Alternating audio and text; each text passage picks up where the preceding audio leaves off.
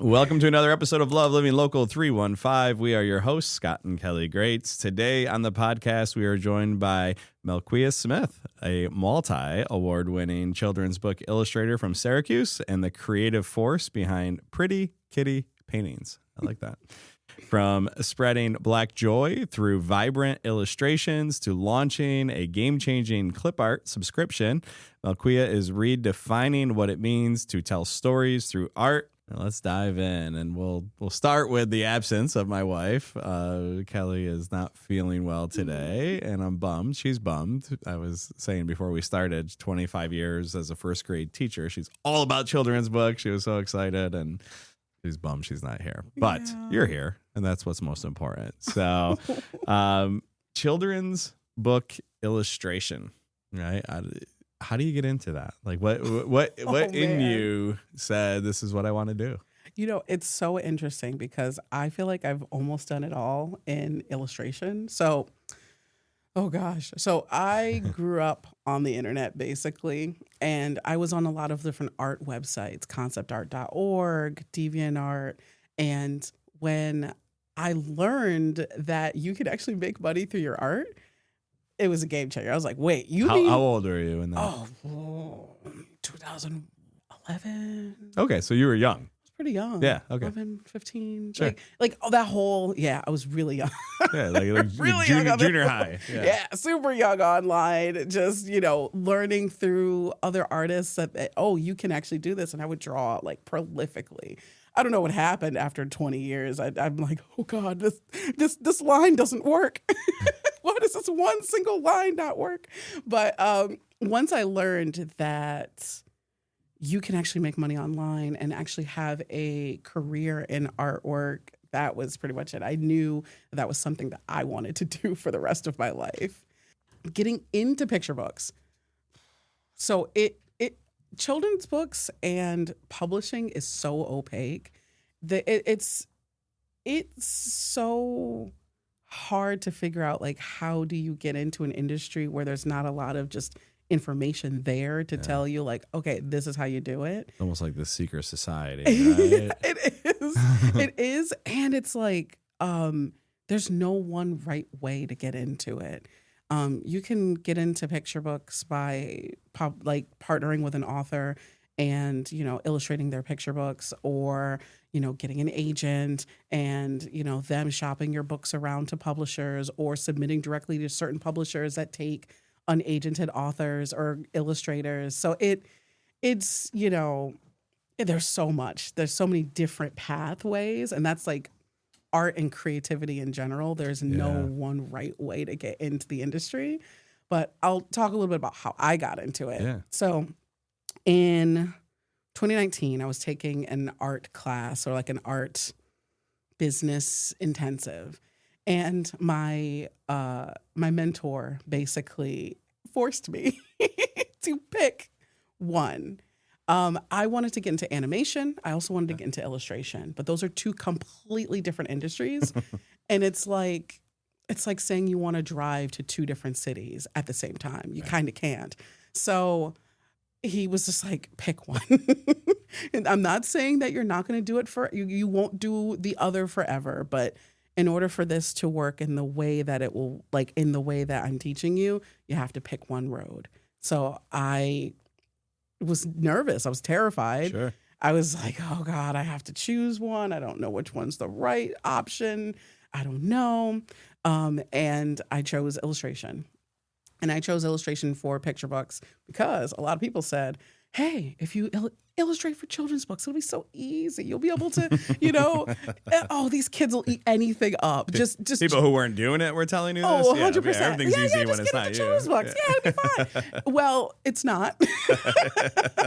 It's not at all. I had to unlearn everything and relearn what the industry needs and what the industry desires for picture books. It's a completely different world than your illustration that you see on Instagram or comic art, or it's like a different flavor of a different meal, so to say. So I had to learn what's sequential storytelling.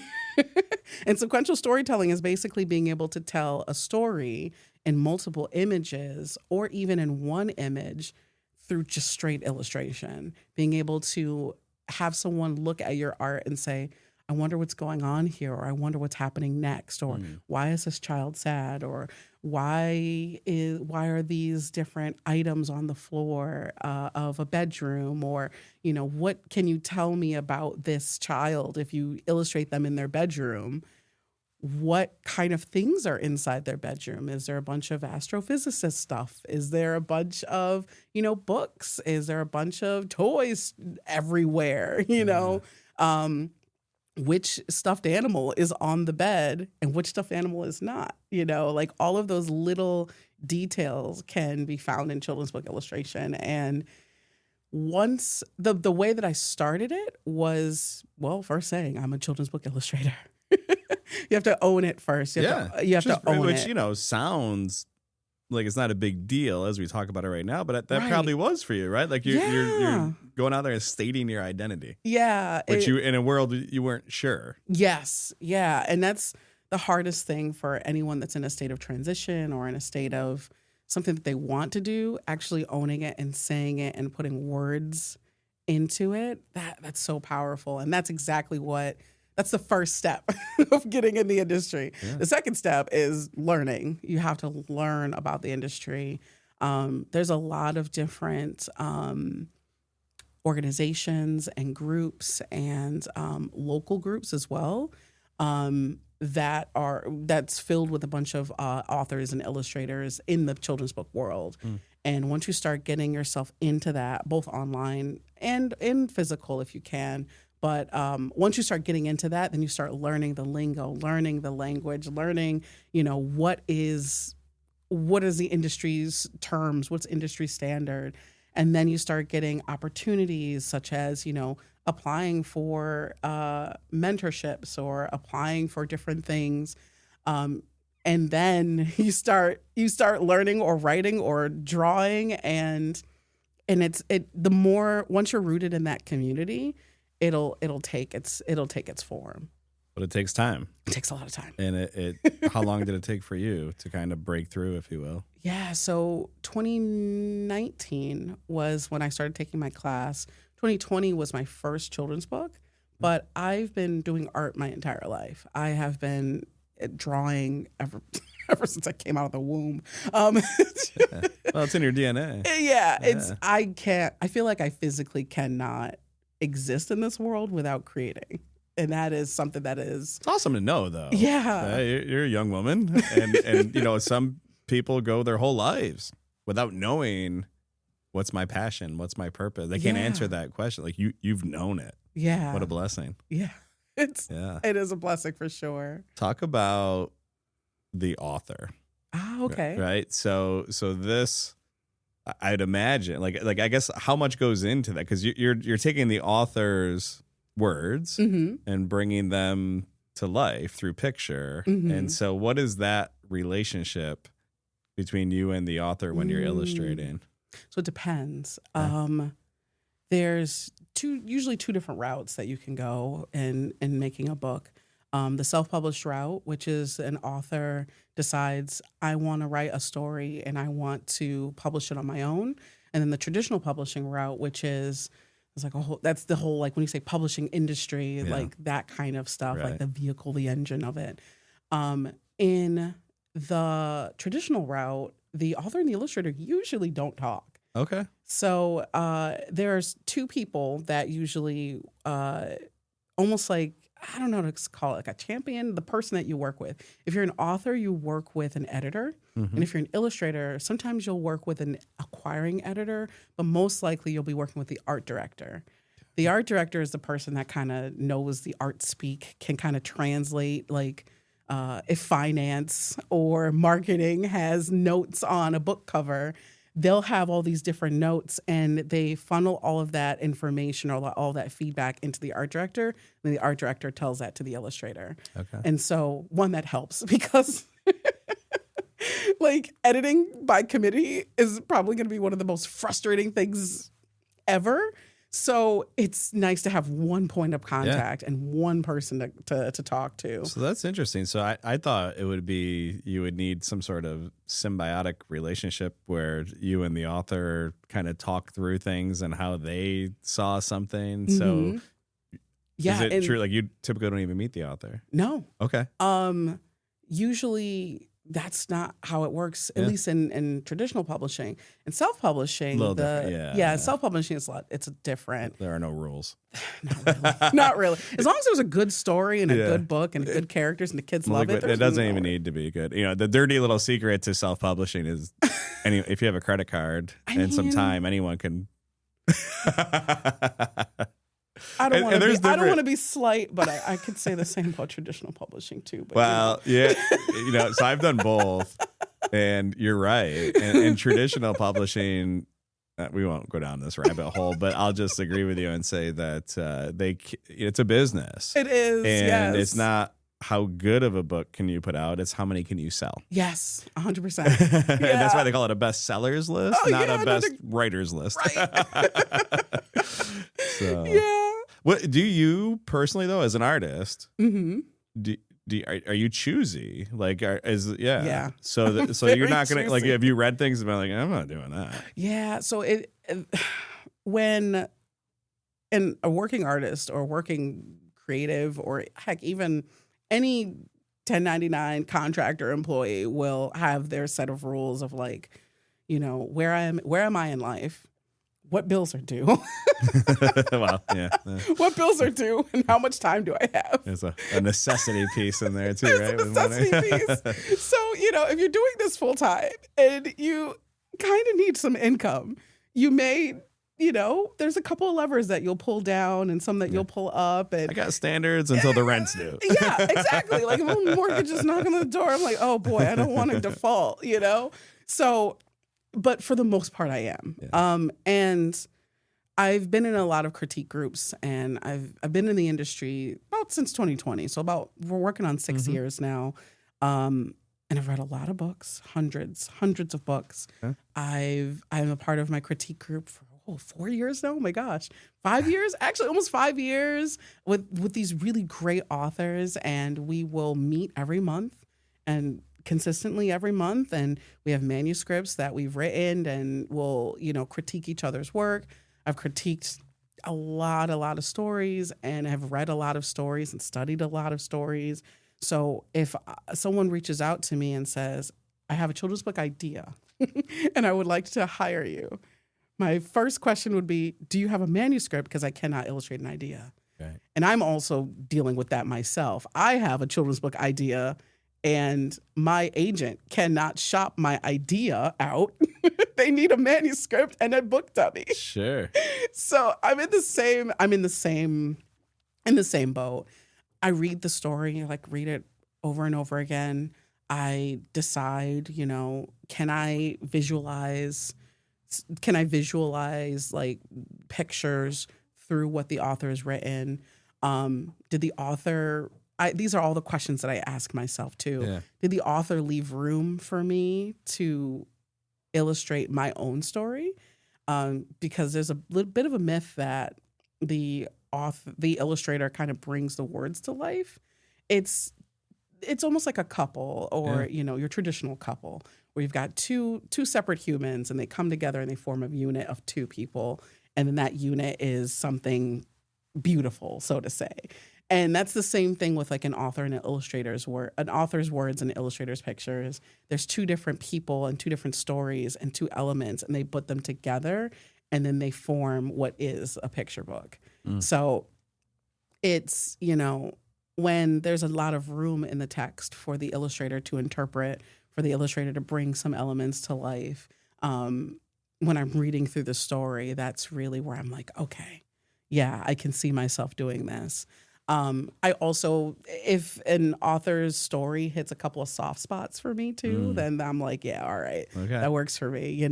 Anything like self-love, self-appreciation, expressing yourself, being authentic to yourself, financial literacy, healthy eating, or like, those types of living, like joyful living, like all of these things that, if that story focuses on that or features that, I'm like, oh yeah, okay, I can see myself working on that.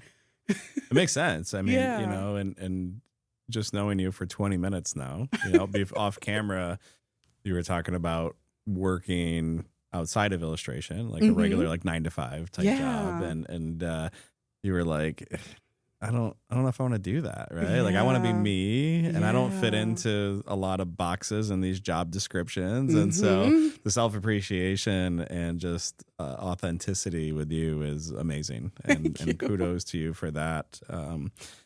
Let's stay there because we talked a little bit about money. Yeah. Which, you know, unfortunately makes the world go round. You know, but then artistic value. Yeah. And this is your passion. So how do you make those decisions? Let's talk about the money piece first, right? And so I'm guessing there's just upfront money in a deal, but then do you also get residuals based on how successful the book is? Okay. So in traditional publishing, you get what is called an advance, and it's an advance against your royalties. And for our listeners who might not understand what that is, it's kind of like upfront money. This is almost like the publisher saying, this is how much we think that your book is going to be able to make, and hopefully it makes more. But the way that it works, especially in illustration, for the author, it's a little bit, I think it's different for the author. For the illustrator, it's a little different. So you can hear the strain in my voice because sometimes you're paid in 3 chunks. So let's say you get a book deal for what's divided by 3? $9,000, and that's on the low end. 9,000 should be on the low end, but we'll see. So you get a book deal for $9,000. Like, all right, let's do this. So you get $3,000 on signing, $3,000 when the sketches or the final like inks are done, and then $3,000. Now this is where I would talk to my agent and be like, hey friend, maybe we should not do this. But sometimes it's $3,000 on publication, or $3,000 when the final art is turned in and due. Right.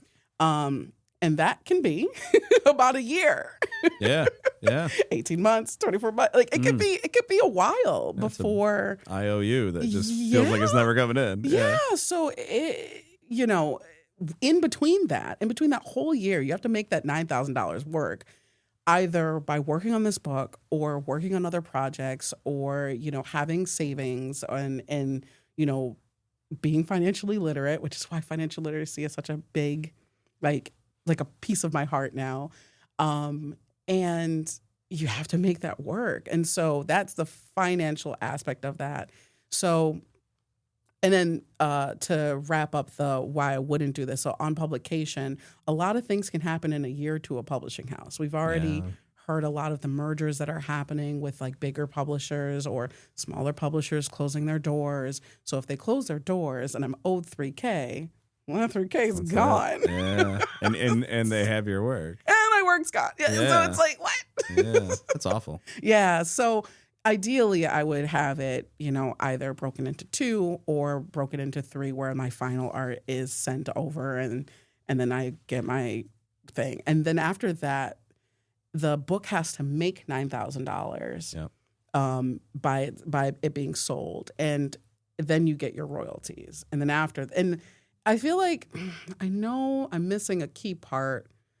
Each book sale isn't, so you might look on the back of the book and you might say, oh, okay, this is $24.99 US or whatever. That's actually not that's not the sale that actually counts towards your advance. It's a portion of that. It's a lot of different. Has to do with the cost of the printing of the book, and then the publisher has to get their own bid. It's a lot. You know who's brilliant? You know this, but for the audience, I've done a few different book deals, self-publishing and traditional. And who makes the most money on a book is Amazon. Jeff Bezos is brilliant, right? So if I sell a book on Amazon for $20, I get like $3, and Jeff Bezos gets like 10. Yeah. But we also don't have to stock them and pay for them in advance. That's true. He does everything on demand, right? And look at the print on demand. So so let's go full circle from money back to art. Yeah. When you look at a potential book, are you thinking business mind, like this thing has huge potential to make royalties, like be a ginormous book, or are you chasing your heart? You're like, hey, like this lights me up. I don't know if it will be mainstream, but I want to do this. Yeah. So ideally, when I think of my career, I'm 31. So I've got, hopefully, I've got a lot of years coming up. At least 70. You got to go triple 70, digits. Right?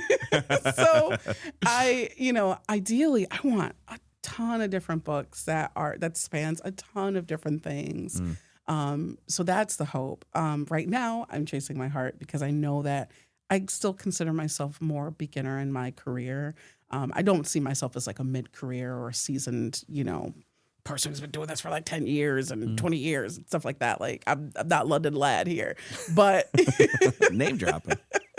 But I right now it's very much just like something that gets me excited because I've had a lot of friends who've worked on books, self-published or traditional, where they were just like, ugh, I don't want to work on this. And I have a neurosparkly brain over here. And if there's something that I do not want to work on or if something I don't want to do, it's going to be like pulling teeth. Yeah. And I don't want to do that. Not this early in my career. Sure. Yeah. What about time? We're looking at a couple of your books here in front of us. Like on average, how long does that take start to finish? Oh, okay. Let's see. This industry is very much a hurry up and wait industry. Want everything immediately, and then it's like 3 months you don't hear anything. Yeah.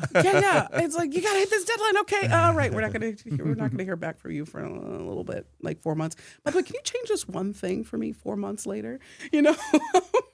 These two books, The Biggest Gift of All and The Time Machine, I was working on them both at the same time. The Time Machine had a tighter deadline, so I think it was like 8 months. And I had to try to get an extension as much as I could because I was also working on The Biggest Gift of All, which took about 1.5 years, which is not really typical I wouldn't say it's not typical because I was also in a transition period as well. I had an old job and I was transitioning to a new job and working on those two books at the same time. I will not do that again. I'm not doing that again. Life is just a whole series of trial and error. Yeah. So it's very much to that point of like, yeah, all right, we're not going to do that again. But I try to give myself about 1 year. Okay. A year working on it. And I break it down into stages. There's, you start off with like the thumbnailing stage, which is these tiny, tiny little illustrations. They're like shapes. They're these scribbly doodles that you're just trying to figure out how the book looks as a whole. And then you blow it up a little bit and you try to get a little bit of rough sketches in. In the meantime, you're working on your characters. If it's a character-driven story, you're trying to get the character design. What would make, a character design that pops off the page? What's a good silhouette for the character? All of these different things, like all these different elements that work into like creating the book. Somewhere along the lines, you kind of figure out like, okay, we got to make this a little bit tighter. What's this in the background? What's that in the background? Oh, okay, this is a bedroom. Probably might have a bed in there. Got to learn how to draw a bed. All different things. And then there's color. So there's a color script stage where this is like animation tends to do this a lot, where they will create a whole color script for the story. And they use color to determine mood and to actually determine the story. Yeah. And once that happens for all 32 pages or 12, 13 spreads, then we start getting into like the inks. And that inks it's optional depending on the artist's style. Sometimes they'll go straight into painting. But for me, I do inks just to keep the character consistent. And that's just lines. And that's where I make the final decisions. Okay, these leaves look like this. This character's hair looks like this. Their eyes look like this. Like making like the final decisions of like each page. And then after that, I start getting into final art, which is my favorite part. I get to just turn my brain off and paint. Sounds like a lot of work. It is. And it's funny because an idiot like me sits here. Your work is beautiful. Thank you. Thumbing through the books and, just an average person looks and it's like, oh, she drew it, right? Like, and then to hear like a year and all the detail. Give me some insider secrets. Yeah. Okay, so you mentioned the color impacting the mood. Yeah. Right, which I would, as I'm looking through that, it's emotionally connecting with me. I don't know why, subconsciously, but you're doing this to me, right? What else are you doing to the reader besides colors? Like, what are some things that you can be strategic and intentional about with your work that impacts people emotionally or psychologically without them maybe even realizing? Well, artists are artists, musicians, writers. We're almost like these mind controllers. The way that you stage a page or stage your illustrations, you might notice a lot of characters face, to the right, to get the reader to turn the page. So there's a lot of these different techniques. One is called a page turn. So we break text a specific way to get the reader to want to turn the page. You might see, is it ellipses? Yeah, the dots. Yeah, ellipses. I should know this. Ellipses, that little M dash, just to get the reader to turn the page, to wonder what's next. Color is a big one. It impacts mood. It impacts how you feel. There's a lot of psychology in that. Yeah. If there's a really energetic piece, you might see a lot of yellows or reds or like bright colors. If a piece is moody and calming, and if you want to have like a bedtime story, you're going to see lots of blues and purples. Just something along those lines. If you're telling a story and you have two different characters, and one character is a little bit more reserved and the other character is more bright and poppy, you might have different colors based off of those characters, based off of what the page is about. Let's see. Character design, more... You'll see it in like Disney movies, or actually, honestly, just like any animated movies or things like that. Like usually the villain or the big bad is usually like angular, like your Jafars, or you have like your parent type, or your mom that's like used with a lot of circles and round shapes, which I love. I love round circular shapes. It's just like my thing. There's so many different like tactics that you can use in illustration, even value, and the value, which is basically the use of darks and lights. If all the values are the same, so let's say you have a bunch of different items on a page and they're all the same kind of dark, or they're all the same kind of light, they will recede in the background. And if you put something light, that's called contrast. Yeah. And you'll be able to like differentiate what is the thing that you're actually looking at a glance. Okay. So all of this stuff, stuff I've learned. It's awesome. Years. Thank you for that. Yeah, I kind of nerd out on that stuff, because we cry at movies. Over people we don't know. We get excited when we hear a certain song. We don't even always know the lyrics, right? Yeah. We look at artwork. One person will pay $3 million for it. The other person won't pay $3 for it, right? So what moves people emotionally? So thank you for a little insight. Anything, and you can tell me to strike this question, right? But is there anything specific to you that, so I think like Alfred Hitchcock, he made it a point, like he shows up somewhere in every single one of his movies. And sometimes it's just in the background, or sometimes there's a couple of people walking by and he's one of them, and so is there anything specific to you that we can find in each of your illustrations? Right now, I'm trying to just infuse a little bit of myself into my characters. Okay. Just a little bit. Bailey, the main character in the time machine, she's very analytical. She's very much in the story. She basically says the thing to her best friend Nia, and that thing hurts Nia's feelings, and so she's trying to figure out how she can right her wrong by building a time machine and trying to unsay it. And I won't spoil the ending. You have to get the book to be able to see it. And I took parts of like my analytical side, a little bit of that neurospicy side too, where, relationship building can be a little tougher, just a little bit tougher. Like being blunt and saying the thing can, if you hurt your friend's feelings, trying to work through that and build through that. And then Nia is her best friend, a little fashionista. Took that little element from myself. There's like little elements of each character. Yeah. And then Tasha, which is the main character from The Biggest Gift of All, she's just this wackadoodle little kid. She's the best kind. Yeah. Oh, the best kind. Like sticks googly eyes on things and finds it hilarious. Super creative, sees the world in bright colors and rainbows, and that's just basically me. And I love illustrating like kids that are bigger, kids that are darker, kids that have braids and their natural hair, just to showcase them in books in a positive light. Yeah, absolutely. That's awesome. I love your energy. Thank you. It's obvious why you're so good at what you do. Like you're passionate about this and certainly very skilled. Let's talk as we begin to wrap up here. I guess the elephant in every room, no matter what you do. Yeah. AI.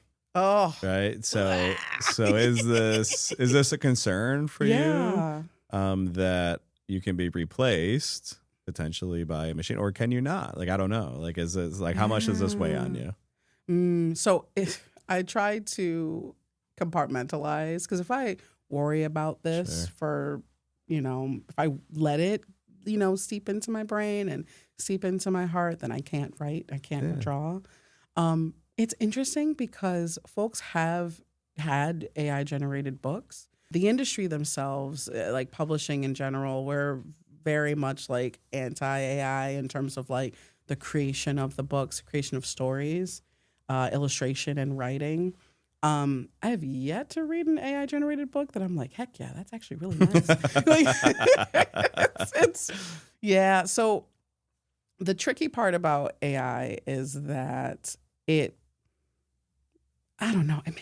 makes things feel like a bland sandwich. I call them ham sandwiches. I'm like, not even with the salt, not even salt cured. It's just kind of boring. Not even with seasoning. Like there's, with stories and art and music, there's something that is human and intrinsic to our humanity through the stories that we tell. Love that. And that can't be replaced. One, because AI takes from things that's already existing, and a lot of things that are already existing is your status quo. So stories like mine aren't centered. Stories like, Black and brown people aren't centered. So it's you generate an image that if you generate an AI image, what's going to probably be seen is something that is, what's the word I'm trying to find? Not inclusive. There it is. Okay. Yeah, not inclusive. Like, so that's the tricky part when you're generating, stories and things from AI. And then also with imagery, with AI imagery, that sequential illustration, that skill that I had to learn. Yeah. How do you tell a story in 32 pages? How do you make the character consistent in 32 pages? How do you make sure that the dog, that like if there's a dog in the background and you're telling like a little story with the dog, like those little things that is from a human's hand that can't be replicated in AI. You'll see it if you ever look at buy a book off of Amazon and you see it and you're like, wow, that looks pretty Pixar style-y. I'm gonna get that book, and then it's like you flip through it and you're like, okay, this looks kind of nice. And then you're like, why does this kid's eyes change? Why did that kid's hair change? Or your child might look at it and saying, where did the dog go? Why does this dog have, 10 paws? Like it's getting better, I'd say, but it's not. And I'd say better in terms of like it's getting more consistent, but it's not there yet. And honestly, do I feel like it would replace me? No. Okay. I don't Yeah. think so. I do think that, Well, I hope not. I hope not. Jeez. Like in these industries, I do feel like we're starting to become, it's starting to just be shoved in our faces to the point where, like I was writing an email this morning and literally it was, a Gmail was like, type / help me write. And I'm like, no, I don't need help writing an email. Right. Like I want the other person who's a human on the other line to know that I a human, wrote that to you. Imperfections and all, right? Yeah. That's what makes us us. Yeah, like I want AI to like do my dishes. I don't Yeah, bring that to the table, AI. Do my laundry, do my dishes. Do my laundry, do walk my the dog. Yeah, that's fine. But all my chores. Yeah, all my chores, not my creativity. Like that's my whole livelihood. That's great. Great answer. Let's talk real quick about what you're doing with Clipart, right? Because this is a membership subscription based model that you've created to leverage the amazing work you do and monetize. Yes. So calling all teachers, educators, authors, the folks who create pretty much anything. If you create social media posts, if you create graphics, if you create, things for your website and you want to include diverse imagery and you're looking for art and you're like, I like this, but I can't find any more diversity in the things that I want to input in my products or the things I want to create, join my membership. Where do they find that? My membership is on PrettyKittyPaintings.com/BSG for Brown Sugar Graphics. Okay. And it started off basically, I have a lot of author friends and they create school visit presentations and a lot of teacher friends who, create things for their classrooms. And they're like, I cannot find imagery of kids just existing that look like the kids in my classroom. Yeah. Just wild. Yeah. But it makes sense. It makes sense because no one asked that question of like, well, where is it? Why can't I? Yeah. And a lot of people don't realize that doesn't exist until they actually start looking for it. And so with basically my membership it's $9 a month. And every Tuesday, a new illustration will be delivered directly into your inbox. And I deliver it both in color and in black and white. So nice. I have members I have a member, Summer, who is a French instructor. And so when she teaches French to her kids, to her students, she'll use my illustrations in like scenarios to have them critically think. I have another member, Natasha, who is, she has a nonprofit dance organization. And so she uses my kids dancing collection for coloring sheets for her kiddos. That's awesome. And so it's really cool to like see them out in the wild. And I have another member, Sharnetta, who's a self-published children's book author who's awesome. Like she's really cool. And I love the stories that she's putting out into the world. And she uses my clip art to enhance her social media graphics. And so it's really cool to be able to have... It feels like it checks so many boxes of spreading joy to a lot of people through their inbox. Yeah. You get a bunch of bills in the mail or bills in your inbox and spam, and here I am, this rainbow bright positivity in your inbox every Tuesday. It, encourages diversity. I had finished a collection of kids with pets. And I wanted to include as many Black kids interacting with pets as possible because people still think that Black people aren't good with pets or Black people. Is that a thing? Yeah. Really? Oh, yeah. Oh, man. So I'm going to be emailing my email audience about this soon. But my partner used to work at a pet store and he's a white guy. And so his supervisor randomly told him one day, I don't think I could ever hire a Black person. And he goes, what? Why? And she goes, they're not really good with pets. And I was just like, oh, wow. Wow. Okay. It's a thing. And it's interesting because that thought process and that mentality is just so ingrained in us that we don't question it. We don't question it until we're like, wait a minute, what? Right. You think about that and it's like, and that was the reason why she wouldn't hire people. She wouldn't hire Black folks to work at that. So that it just stemmed all in there. And then just that illustration right there of like a little boy and his puppy. little black boy and his dog, or a little black girl and her lizard. And actually, I have an illustration of a black girl and her snake. Yeah.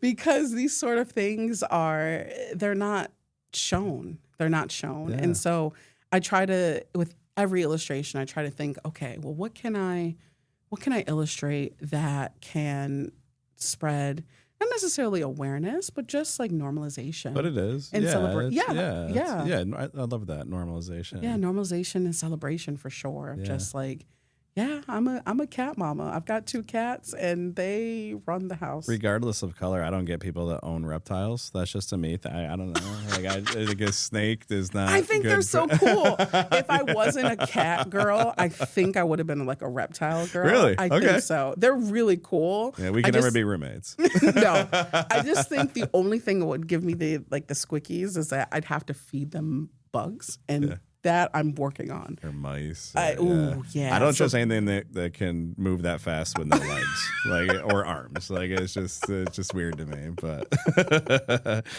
well, fastest 40 minutes ever. I mean, that flew by. Yeah. Thank you so much. We end all these with some rapid fire questions. Yeah, let's do it. Sometimes I do a good job. Sometimes I don't. I'll let you critique me. But I've got a bunch of them here, so let's do it. So, Okay. What's the last thing you illustrated that made you smile? So right now I'm working on a collection, a Clipart collection for this month into February called All About Love. And I get to just explore different forms of love. And one thing that I really love is I illustrated this one kid, and they're a big kid. They're holding themselves and they're just like, just like giving themselves a big hug.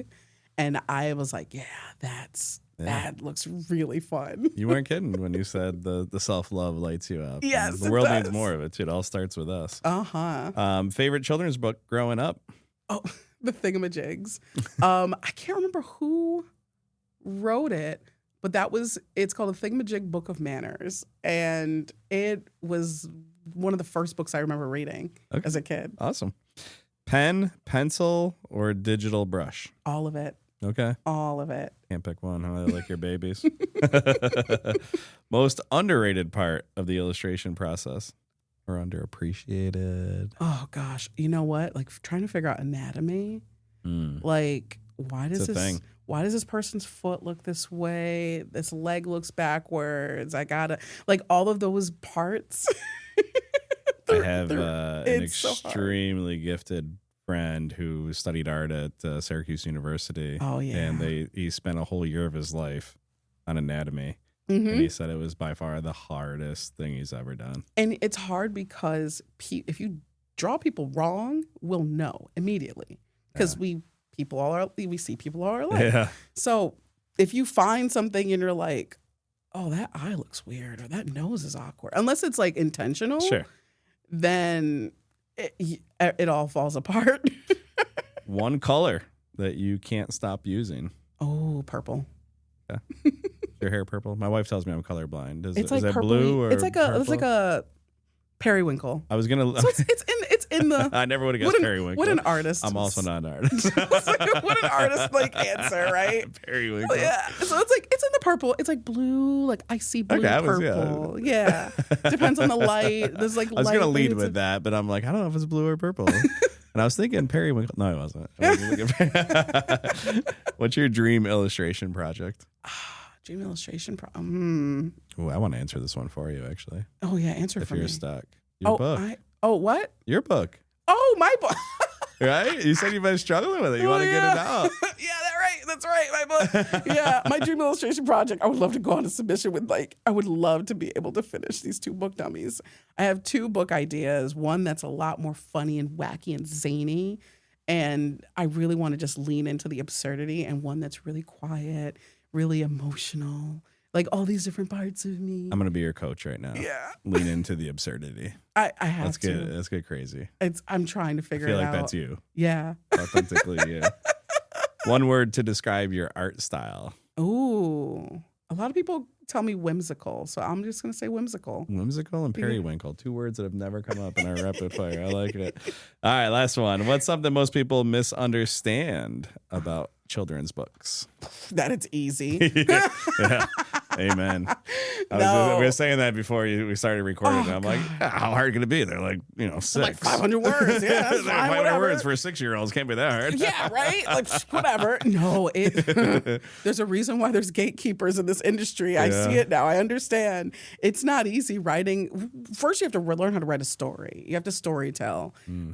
That's the first step. And then you have to make sure that the story is not necessarily easy, but just concise. Yeah. Concise enough in that those 500 words. Like, that's and that's crazy. if you're lucky.